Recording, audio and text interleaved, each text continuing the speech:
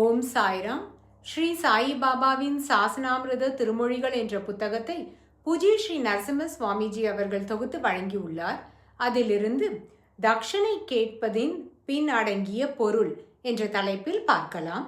Sri Sai Baba PV. Dev என்பவரிடம், பாவ், எனக்கு தக்ஷனை கொடும். தேவ் ஒரு கினியா அளித்தார். ஸ்ரீ சாயி பாபா, இன்னும் கொஞ்சம் கொடும். இவ்வாறாக 4 பெற்றுக்கொண்ட பிறகு, உம்மால் கொடுக்கப்பட்டது 4, ஆயினும் பாபா பெற்றுக்கொண்டது 1 என ஸ்ரீ சாயி பாபா கூறினார்.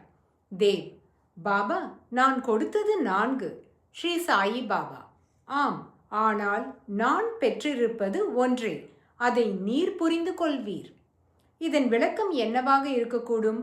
பக்தன் 4 வகை அந்தக்கரணங்களை, அதாவது மனது, புத்தி, அகங்காரம், சித்தம் ஆகிய 4ஐ அர்ப்பணித்து விட்ட போதிலும் ஸ்ரீ சாயிபாபா பெற்றுக்கொள்வது ஜீவனாகிய ஒன்றை மட்டுமே.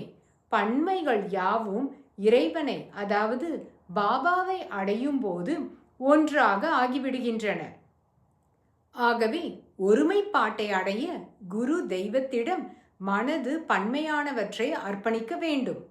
ரே ரே சித்த தியஜ துவந்த்வம் த்வமேகத்வம் சமாஸ்ரயः ததசாசி சிதேவத்வம் நாத்ர கார்யா விசாரணா.